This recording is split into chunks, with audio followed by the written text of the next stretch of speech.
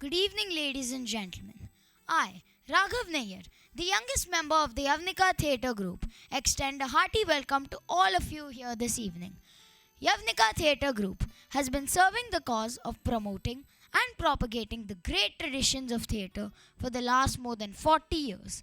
We have had the honor of staging nearly 300 shows with many eminent plays written by Indian and foreign playwrights. This evening, we are in collaboration with the very talented alumni of the Genesis Institute of Business Management, Pune, presenting before you the hilarious street titled The Laughter Trio.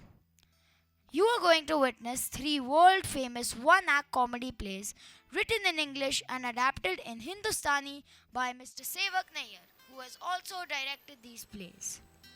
The first play in the trio is titled The Proposal. It's written by Anton Chekhov, a Russian playwright and short story writer who is also considered to be as one of the greatest writers of all time. So without further ado, please put your hands together for the first play in the trio, The Proposal.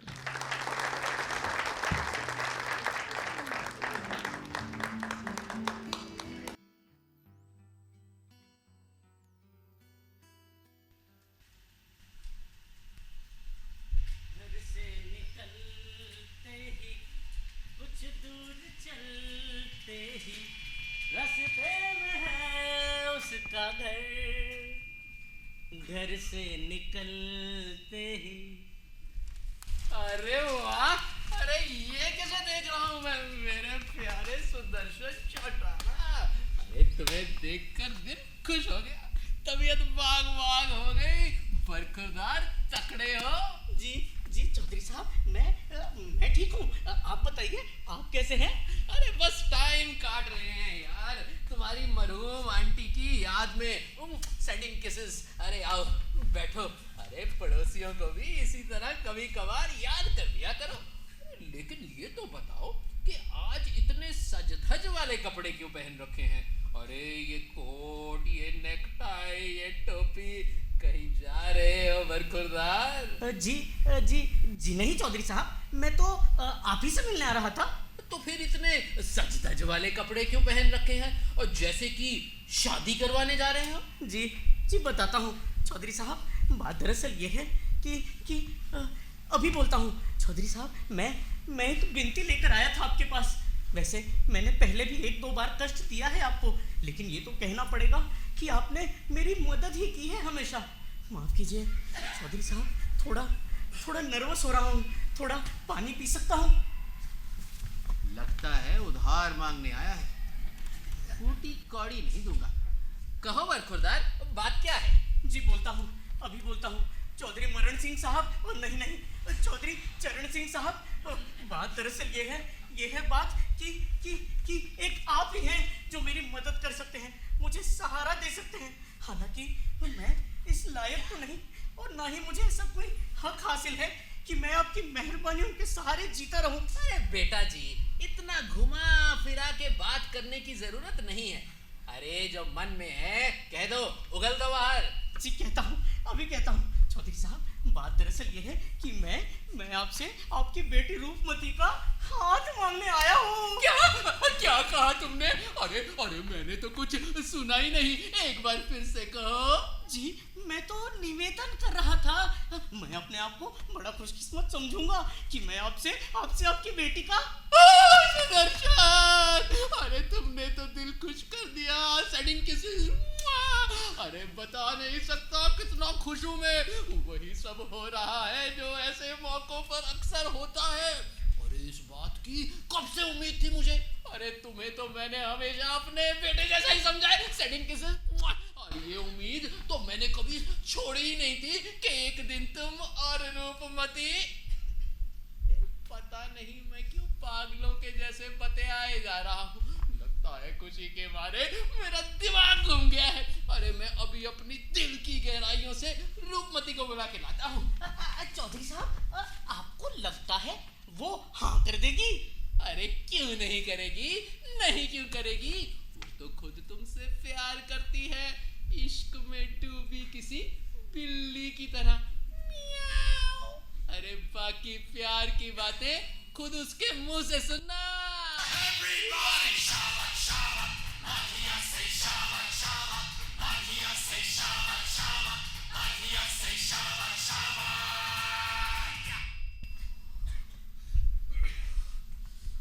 कितनी खतरनाक ठंड पड़ रही है।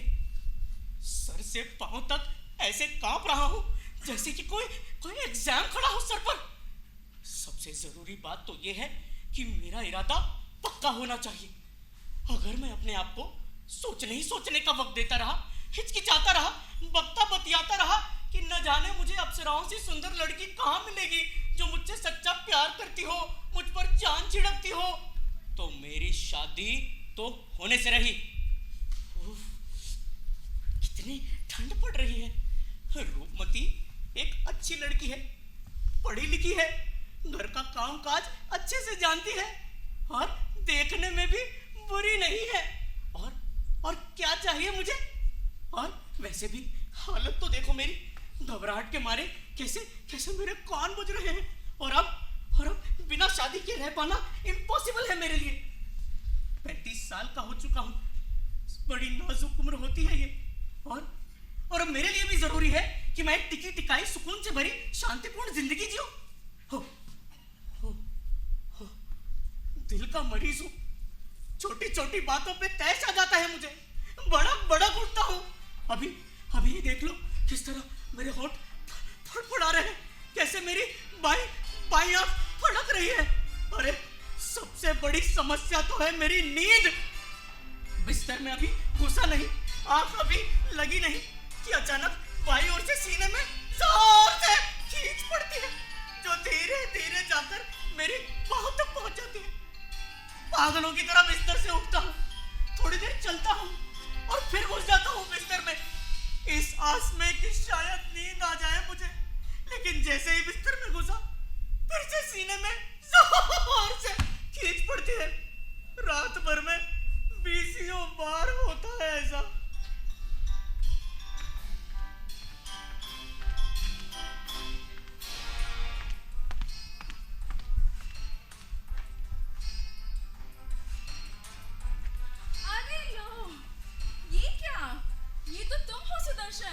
और पापा जी ने मुझसे कहा बाहर कोई व्यापारी आया है कुछ लेने। कैसे हो सुदर्शन चौटाला? जी मैं ठीक हूँ मैडम रूपमती जी, आप बताइए आप कैसी हैं? मैं भी अच्छी हूँ। कपड़ों और मेरी इस हालत के लिए माफ करना। हम लोग मटर निकाल रहे थे सुखाने के लिए। इतने दिनों से कभी क्यों नहीं आए इस तरफ? बैठो ना, लंच करोगे? जी नहीं शुक्रिया, करके आया हूँ। तो चाय पानी या सिगरेट? नहीं, धूम्रपान तो सेहत के लिए हानिकारक है मैडम जी। आज तो मौसम काफी अच्छा है, लेकिन कल तक इतना गीला रहा कि मजदूरों ने पूरे दिन काम नहीं किया। तुमने कितनी घास काट ली है अब तक? पहले तो लालच में आकर मैंने पूरा एक खेत ही कटवा दिया, लेकिन अब मुझे बिल्कुल अच्छा नहीं लग रहा है। डरती हूँ सारी घास कहीं गल सड़ ही ना जाए। कुछ दिन और रुक जाना चाहिए था। लेकिन ये क्या?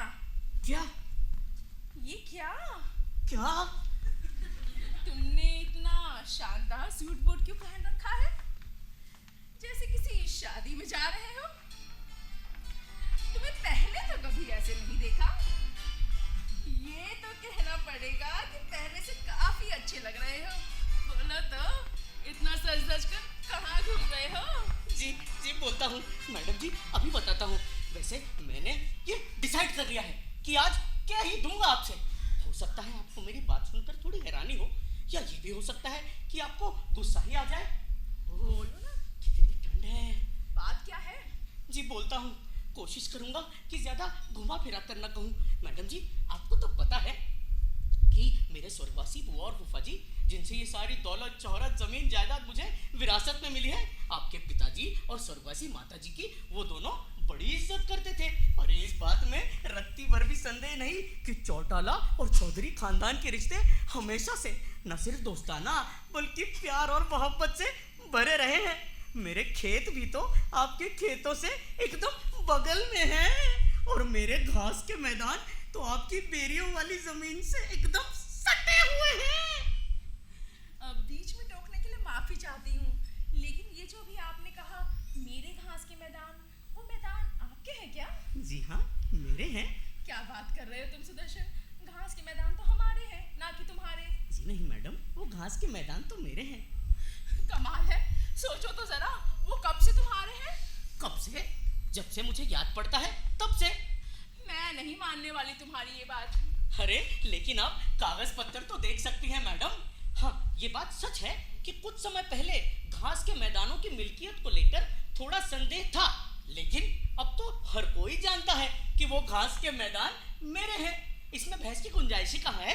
हाँ, ये बात भी है कि मेरी बुआ के नाना ने आपके पापा के दादा के मजदूरों को ये इजाजत दी थी कि वो जब तक चाहे इन घास के मैदानों का इस्तेमाल करते रहे और इसके बदले में उनके लिए ईंटें तैयार कर दिया करें। इस तरह आपके पापा के दादा के मजदूर इन घास के मैदानों का 40 साल तक फ्री में इस्तेमाल करते रहे और इन्हें अपना ही समझने लगे। नहीं, ऐसा बिल्कुल नहीं है। मेरे दादा और परदादा भली भांति जानते थे कि उनकी जमीनें टिब्बों तक फैली हुई है, जिसका मतलब हुआ कि घास के मैदान हमारे हुए। मुझे समझ में नहीं आ रहा है कि इसमें बहस की संभावना ही कहाँ है। मैडम रूपमती जी, मैं आपको कागज पत्तर दिखा दूंगा। नहीं, तुम मजाक कर रहे हो या फिर मुझे बेवकूफ बना रहे हो। लगभग 300 सालों से जो जमीनें हमारे पास हैं, अचानक हमें बताया जाता है वो हमारी है ही नहीं। मुझे तो अपने कानों पर विश्वास ही नहीं हो रहा।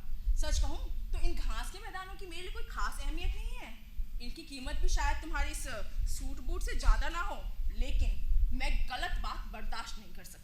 मैडम रूपमती जी, आप मेरी बात तो सुनिए। मैं आपसे रिक्वेस्ट करता हूँ, जैसा कि मैंने अभी आपको बताया, आपके परदादा के मजदूर मेरी बुआ के नाना के लिए ईंटें बनाया करते थे और एक बार तो आपके परदादा ने मेरे मजदूरों को खुद करने के लिए। मुझे समझ में नहीं आ रहा है इन सब में बुआओं, नानी, नानो, दादी, परदादों को घसीटने की क्या जरूरत है। मैंने कह दिया सो कह दिया। घास के मैदान हमारे हैं, बस। मेरे हैं, हमारे हैं।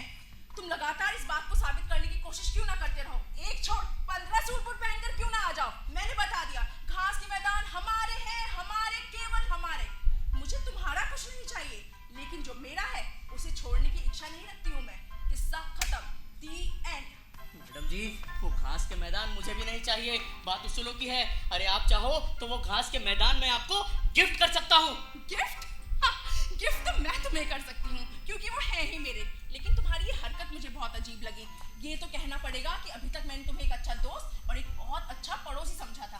पिछले साल हमने हमारा थ्रेसर तुम्हें उधार पे दिया था, जिसकी वजह से हमें हमारा खुद का काम नवंबर तक टालना पड़ा, और तुम हमारे साथ ऐसे बिहेव कर रहे हो जैसे हम कोई खाना बदोश हो। हमारी जमीनें हमें ही गिफ्ट कर रहे हो। वाह, ये तो कोई पड़ोसियों वाली बात नहीं हुई। सच कहूँ तो ये सरासर बदतमीजी है। तो मैडम जी, आप ये कहना चाहती हैं कि मैं लोगों की जमीनें हड़पने वाला एक धोखेबाज किसान हूँ? मैंने आज तक किसी की कोई जमीन नहीं हथियाई और ना ही मैं किसी को इस बात की इजाजत देता हूँ कि मुझ पर कोई ऐसा आरोप लगाए। एक बात समझ लीजिए, वो घास के मैदान मेरे हैं। नहीं, ये सच नहीं है। वो हमारे हैं। मेरे हैं। नहीं, ये सच नहीं है। मैं प्रूफ कर दूंगी। मैं आज ही अपने मजदूरों को वहां भेजती हूँ। क्या? मेरे मजदूर आज ही चले जाएंगे वहां। अरे पहुंच कर तो दिखाएं, मैं सालों की गर्दन मरोड़ दूंगा। तुम्हारी इतनी हिम्मत? वो घास के मैदान मेरे, समझ गई? मेरे। चिल्लाने की जरूरत नहीं है सुदर्शन चौटाला। गला ही फाड़ना हो तो अपने घर जाके फाड़ो। यहाँ तुम्हें अपने आप पर काबू रखना पड़ेगा। अगर इस नामुराद दिल की धड़कन इतनी जोर से बढ़ ना गई होती तो मैंने आपसे किसी और तरीके से बात की होती। एक बात अपने खोपड़ी में घुसा लो, वो घास के मैदान मेरे हैं। हमारे हैं। मेरे। हमारे। मेरे। क्या हुआ? तुम लोग इस तरह चिल्ला क्यों रहे हो? पापा जी, इस भले आदमी को जरा बताइए कि उन घास के मैदानों का असली मालिक कौन है, हम या ये? घास के मैदान तो हमारे हैं बरखुरदार। लेकिन आप ऐसा कैसे कह सकते हैं चौधरी साहब? थोड़ी समझदारी से काम लीजिए। मेरी बुआ के नाना ने वो मैदान आपके दादा के मजदूरों को इस्तेमाल करने के लिए दिए थे और वो लोग इनका 40 साल तक इस्तेमाल करते रहे और इनके इतने आदी हो गए कि इन्हें अपना ही समझने लगे। जबकि एक बार तो ऐसा हुआ था कि। माफ करना बरखुरदार, तुम ये भूल रहे हो कि मजदूरों ने तुम्हारे बुआ के नाना को इनके इस्तेमाल के लिए कुछ नहीं दिया था, और वो इसलिए क्योंकि इनकी मलकियत को लेकर डिस्प्यूट चल रहा था। लेकिन अब तो ये हर बात कोई जानता है कि ये मैदान हमारे हैं। अरे लगता है तुमने कागजात नहीं देखे हैं। अरे सर, मैं ये बात प्रूव कर दूंगा कि वो घास के मैदान मेरे हैं। तुम ऐसा नहीं कर पाओगे बरखुरदार। कर दूंगा, कर दूंगा। अरे इस तरह चिल्ला क्यों रहे हो? चिल्लाने से तुम कुछ नहीं प्रूव कर पाओगे। मुझे तुम्हारा कुछ नहीं चाहिए, लेकिन जो मेरा है उसे भी छोड़ने का इरादा नहीं है मेरा। और छोड़ू भी क्यों? और अगर तुम इसी तरह चिल्लाते रहे तो वो घास के मैदान में तुम्हें देने की बजाय मजदूरों के नाम कर दूंगा। और मेरी समझ में तो ये नहीं आ रहा कि किसी और की जमीन किन्हीं और लोगों में बांट देने का आपको क्या हक है? हक है या नहीं मैं नहीं जानता, लेकिन मैं इतना जरूर जानता हूं कि मुझसे कोई इस तरह बात करे मैं ये बर्दाश्त नहीं करूंगा। मैं तुमसे 2 गुनी उम्र का हूं, तुम्हें पता होना चाहिए। मुझसे बात करो तो बिना ताव खाए, इस तरह गर्मी दिखाने की, टेढ़ा मेढ़ा होने की जरूरत नहीं है। जी नहीं, ऐसा नहीं हो सकता। चौधरी साहब, आप समझते हैं कि मैं बेवकूफ हूँ और ऐसा ही बकवास करता रहूंगा? मेरी जमीनों को आप अपना बताते रहेंगे और मैं चुपचाप खड़ा सुनता रहूंगा? बिल्कुल नहीं। चौधरी साहब, अच्छे पड़ोसी इस तरह बर्ताव नहीं करते। और मैं तो कहूंगा कि आप पड़ोसी है ही नहीं, आप लोगों का माल हड़पने वाले हैं, ठग है। क्या क्या कहा तुमने? पापा जी, अपने मजदूरों को इसी वक्त घास के मैदान में भिजवाओ। तुमने कहा क्या बच्चू? घास के मैदान हमारे हैं और मैं उसे कभी नहीं छोड़ूंगी, किसी कीमत में नहीं छोड़ूंगी। देखा जाएगा, मैं भी पीछे हटने वालों में से नहीं हूँ। मामला कोर्ट तक ले जाऊंगा। कोर्ट तक? अरे ले जाओ कोर्ट तक। मैं क्या जानता नहीं तुम्हें? कोर्ट कचहरी जाने के बहाने ढूंढते हो। तुम हो ही ऐसे घटिया, निकम्मे, फटीचर इंसान। और तुम ही नहीं, तुम्हारे बड़े बुजुर्ग भी ऐसे ही थे, सब के सब। सब मेरे बड़े बुजुर्गों पर मत जाओ चौधरी साहब। सारी दुनिया जानती है कि चौटाला परिवार के लोग कितने इज्जतदार रहे हैं, रिस्पेक्टेबल पीपल। और चोरी चकारी और गबन का वैसा कोई इल्जाम हम पर नहीं लगा जैसा तुम्हारे दादा पर लगा था। अरे छोड़ो भी चौटाला साहब, दुनिया ये भी जानती है कि तुम चौटाले तो खानदानी पागल रहे हो, सब के सब। तुम्हारा दादा 1 नंबरी शराबी था और तुम्हारी वो बुआ कलीवता चौटाला, अरे एक आर्किटेक्ट के साथ भाग गई थी ना। और तुम्हारी छोटी मौसी उस जैसी चुगलखोर का मुकाबला करने वाली कितनी ही होंगी। और तुम्हारी माँ कुबड़ी थी। खींच पड़ रही है कहीं अंदर, मैं तो चल भी नहीं पा रहा। मेरा लेफ्ट फुट, अरे मेरा सर चकरा रहा है। मुझे पानी पीने दो। कितने बड़े साजिशी हो तुम दोनों, कन्नी। मेरा दिल और मेरा लेफ्ट फुट, मैं तो चल भी नहीं पा रहा। और ये बात भी किसी से नहीं छुपी कि पिछले इलेक्शन से पहले तुम रिश्वत। मेरा दिल, अरे मेरा लेफ्ट फुट, मेरा सर चकरा रहा है। मेरा मोबाइल कहाँ है? कितनी गिरी हुई हरकत, कैसी बेईमानी, कमीनगी की तो हद ही हो गई। और कोर्ट में जरूर जाना, हम भी देख लेंगे। शैतान ले जाए मर्दूद को। बदमाश कहीं का, ऐसी हालत में क्या भरोसा करे कोई पड़ोसियों पर? इडियट, लफंगा, धोखेबाज। एक तो हमारी जमीनें हड़पने की बात कर रहा है, ऊपर से गधा गाली देता है। भूत ना कहीं का, अरे शक्ल ना सूरत, और आ गया रिश्ता लेकर। रिश्ता लेकर? रिश्ता? कैसा रिश्ता? तुम्हें नहीं पता? नहीं तो? अरे तुम्हारा हाथ मांगने तो आया था, तुमसे शादी करना चाहता है। मेरा हाथ मांगने? मुझसे शादी? पापा जी, आपने पहले क्यों नहीं बताया ये? अरे इसीलिए तो आया था, सूट बूट पहनकर, गधे की दुम, बिज्जू लाल मुझक्कड़। मेरा हाथ मांगने आया था, मुझसे शादी। हाय हाय, वापस ले आओ उसे, वापस ले आओ। जाओ जल्दी, वापस ले आओ उसे। किसे वापस ले आऊं? उसे, सुदर्शन चौटाला को। मेरा रिश्ता मांगने आया था और मैंने उसे धक्के मार के निकाल दिया। जाओ जल्दी, पकड़ लाओ उसे। हे भगवान, मेरे जैसा बदनसीब बाप आपने दुनिया में नहीं देखा होगा। पहली बार कोई इसका हाथ मांगने आया था और हमने उसे गालियां निकाल कर चलता किया। मार ही डाला हमने बेचारी को। क्या होगा अब इसका? हाय, मैं मर गई, मैं तो सचमुच मर गई।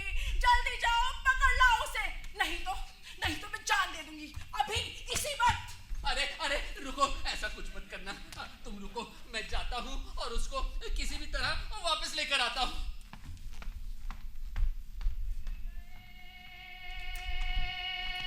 बचपन के सपने अरमानों की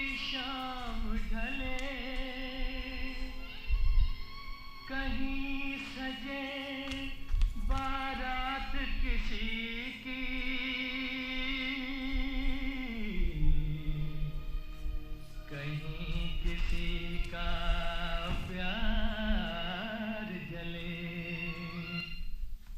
अरे आ रहा है वो, खुद ही बात करना, मैं नहीं चाहता कि फिर से कोई हंगामा हो। आप पकड़ कर तो लाओ, पकड़ कर ले आओ जल्दी। अरे आ रहा है ना।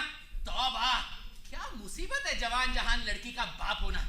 अरे मैं तो गर्दन कलम कर लूंगा, सच में कर लूंगा। अरे हमने उसे गालियां दी, बद्दुआएं दी, धक्के मार मार के घर से निकाल दिया, और इस सब की जिम्मेदार हो तुम, सिर्फ तुम। मैं, जिसे आपने कुछ बताया ही नहीं, इस सब के लिए जिम्मेदार आप हो पापा जी, सिर्फ आप। मेरा इसमें कोई लेना देना नहीं है, पहले ही बता देता हूँ। लो आ गया तुम्हारा लेफ्ट फुट। पूरी तरह से धड़क रहा है मेरा दिल, लेफ्ट फुट भी सोया पड़ा है, बगल की नस भी चढ़ी हुई है। माफ करना सुदर्शन, पता नहीं हम सब क्यों गुस्से में आ गए। उस घास के मैदान की बात ही क्या थी, लेकिन अब मुझे याद आ गया है, तुम सही कह रहे थे, वो घास के मैदान सचमुच तुम्हारे हैं। सवाल उसूलों का है, उन मैदानों की कोई वैल्यू नहीं है मेरे लिए, लेकिन सवाल उसूलों का है। हाँ हाँ वही तो उसूल, लेकिन अब छोड़ो भी इस बात को, चलो कोई और बात करते हैं, हम ही गलत थे। और इस बार तो मैं सबूत भी लाया हूँ, देखो मेरी बुआ के नाना ने वो मैदान तुम्हारे पापा के दादा के मजदूरों को दिए थे। दिए थे, मैं जानती हूँ दिए थे, लेकिन अब छोड़ो भी इसे। चाय पियोगे? पी लूंगा, पी लूंगा। काश मैं जानती कि इसे असली मुद्दे पर कैसे लाना है। और बताओ सुदर्शन, शिकार खेलने कब जा रहे हो? जल्द ही? हाँ, फसलें काटने के बाद सोचता हूँ। मैडम रूपमती जी, इस बार काले तीतर का शिकार करूंगा, ब्लैक पैट्रिस। हाँ, लेकिन आपको पता है, देखिए ना कैसी ट्रेजेडी हुई है मेरे साथ। मेरा गैस है ना, मेरा शिकारी कुत्ता, आपको पता है वो लंगड़ा हो गया है। हाय बेचारा, कैसे? पता नहीं, हो सकता है किसी कुत्ते ने काट खाया हो, या फिर कहीं मोच आ गई हो उसे।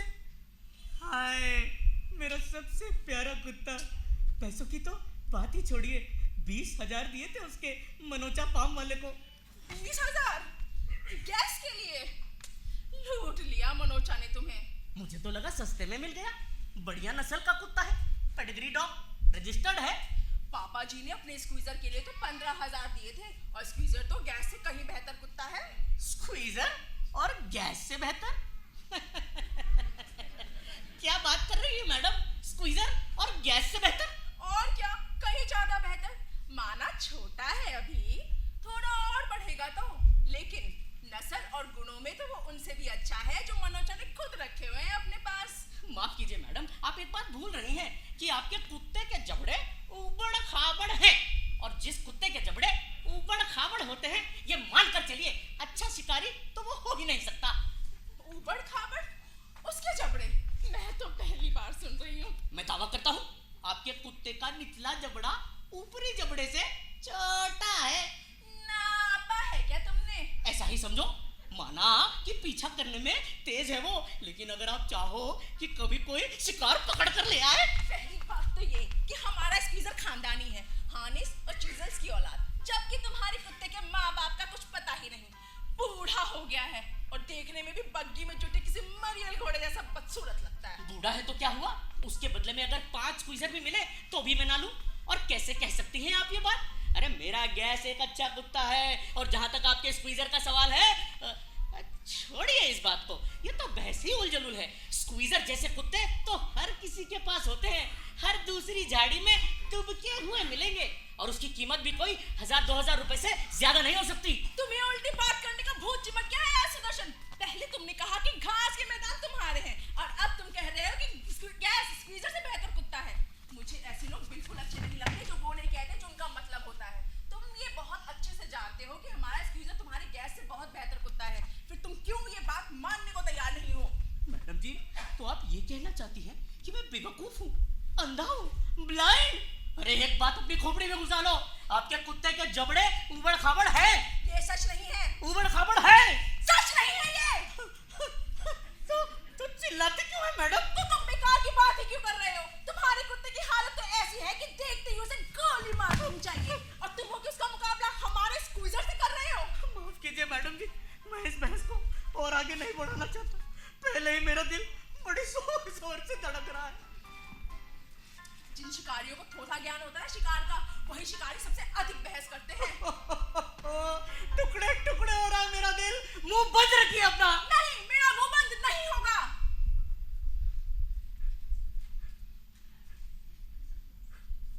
अब क्या हुआ? पापा जी, इस आदमी को जरा बताइए कि कौन सा कुत्ता बेहतर है, हमारा स्क्वीजर या इनका गैस? चौधरी साहब एक बात आप साफ कर दीजिए पूरी ईमानदारी के साथ, आपके कुत्ते के जबड़े उबड़ खाबड़ है या नहीं, हाँ या ना? और मान लो है तो अरे क्या फर्क पड़ता है, इस सब के बावजूद पूरे इलाके में सबसे बढ़िया कुत्ता है वो। लेकिन मेरा कुत्ता उससे बेहतर नहीं है क्या? सच सच बताइए। अरे जोश मत खाओ बरखुरदा, अगर तुम जानना ही चाहते हो तो तुम्हें एक बात बताता हूँ। तुम्हारे कुत्ते में कई क्वालिटीज हैं, वो अच्छी नस्ल का है, उसके पंजे मजबूत हैं, पसलियां कसी हुई हैं, लेकिन अगर तुम सच ही जानना चाहते हो तो उसमें दो बहुत बड़ी खामियां हैं। एक तो वो बूढ़ा हो गया है और दूसरा उसकी थूथनी थोड़ी छोटी है। माफ कीजिए चौधरी साहब, मेरा दिल। चलिए चलिए असलियत पर रखते हैं। आपको याद है सिंहगढ़ वाले शिकार पर किस तरह मेरा कुत्ता कमिश्नर के कुत्ते के साथ होड़ लगा रहा था, जबकि आपका कुत्ता मील भर पीछे छूट गया था? अरे पीछे छूट गया था क्योंकि कमिश्नर के नौकर ने संटी मारी थी उसे। अरे संटी मारी थी तो उसका भी कारण था, सारे कुत्ते लुमड़ी का पीछा कर रहे थे और आपका बेवकूफ कुत्ता बीच में भेड़े खदेड़ रहा था। ये सच नहीं है बरखुरदार, और अब मुझे सच में गुस्सा आ जाएगा, इसलिए मैं चाहता हूँ कि इस बात को हम यहीं छोड़ दें। शुरुआत तुमने की क्योंकि हम सबको दूसरों के कुत्तों से जलन होती है। हाँ, हम सब ऐसे ही हैं, उलझ जाते हैं कभी इस बात पर तो कभी उस बात पर। खैर छोड़ो, मुझे सब याद है। मुझे भी याद है। मुझे भी याद है। अरे क्या याद है तुम्हें? अरे मेरा दिल जोर से धड़क रहा है, अरे मैं तो चल भी नहीं पा रहा हूँ। मेरा दिल, हाय मेरा लेफ्ट फुट। मेरा दिल, हाय मेरा लेफ्ट फुट। कैसे शिकारी हो जी तुम तो रसोई में जाके चूल्हे पे बैठो और केंचुए पकड़ो, ये ब्लैक पैट्रीज को शिकार छोड़ो। मेरा दिल। हाँ, ठीक ही तो कह रही है। अरे कैसे शिकारी हो तुम? अरे शिकार करना तुम्हारे बस की बात नहीं है, तुम तो किचन में ही ठपे रहो अपनी धड़धड़ाती धड़कनों के साथ। अरे शिकार तुम कर सकते हो, लेकिन उसकी बजाय तुम लोगों से झगड़े करते हो और उनके कुत्तों में कीड़े निकालते हो। खैर छोड़ो इस बात को, जो भी कह लो शिकारी तो तुम हो ही नहीं। अरे आप हो शिकारी? अरे मिनिस्टर साहब और बड़े बड़े लोगों के साथ मेलजोल बढ़ाने के इरादे से जाते हो तुम शिकार करने, षड्यंत्र करने। मेरा दिल, चालबाज कहीं का। क्या कहा? मैं चालबाज? चालबाज, पक्के चालबाज। बिल्ला कहीं का, खूसट, चूहा, चीटर कहीं का। अरे चुप कर, नहीं तो तीतर पटेल की तरह गोली से भून दूंगा। अरे सारी दुनिया जानती है कि तुम्हारी स्वर्गवासी पत्नी तुम्हें पीटा करती थी। मेरा दिल, मुझे चक्कर आ रहे हैं। अरे पोपोटे, चिंगारियां, मैं तो गिरा गिरा गिर ही गया। और सारी दुनिया ये भी जानती है कि तुम अपनी नौकरानी की जूतों की नोक पे रहते हो। अच्छा अच्छा अच्छा। मेरा कंधा कहाँ गया? कहाँ गया मेरा कंधा? लटक गया, गिर गया मेरा कंधा। मैं तो मर ही गया। Doctor doctor. अध कचरा बेवकूफ, मैं तो तंग आ गया हूँ इससे। कैसे शिकारी हो जी तुम तो घोड़े पे सवार भी नहीं हो सकते। पापा जी, इसे क्या हुआ है पापा जी? देखो ना पापा जी, नहीं बोलता, आँख भी नहीं खोल रहा है। ये तो गया, मर गया। डॉक्टर, मर गया है ये। अरे सुदर्शन चौटाला जी। सांस लेना मुश्किल हो गया मेरे लिए। हवा मर गया ये, मर गया। डॉक्टर क्या हुआ? मर गया है वो। ये, हाँ, ये तो मर गया है। हिल, ये तो नहीं हिल रहा। अरे रुकिए, पानी पी। ये तो नहीं पी रहा, मतलब कि मर गया।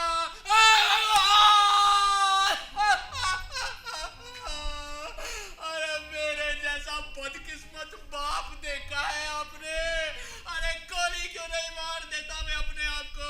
गर्दन क्यों नहीं कलम कर लेता मैं अपनी? अरे अभी भी देर नहीं हुई है, दो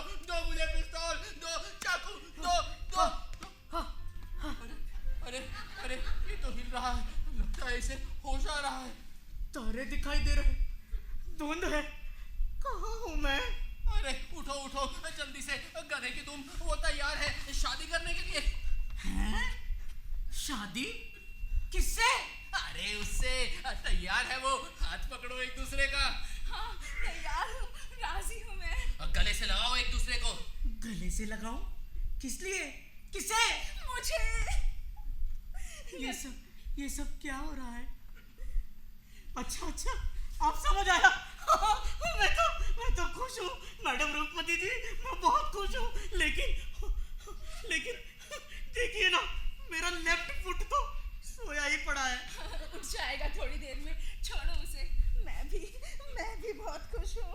और मैं भी, मेरे कंधों का बोझ उतरा। लेकिन ये तो मानोगे ना कि तुम्हारा गैस हमारे स्क्वीजर से बदतर कुत्ता है। नहीं, बेहतर है। बदतर है। बेहतर है। बदतर है। बेहतर है। बदतर है। बेहतर है। बदतर है। वाह, ये भी क्या खूब तरीका है शादीशुदा पीसफुल लाइफ शुरू करने का। अरे ये लो शैंपेन पीते हैं। बेहतर है। बदतर है। बदतर है। बदतर है। अरे चलो ना, शैंपेन रेडी, 1 2 and 3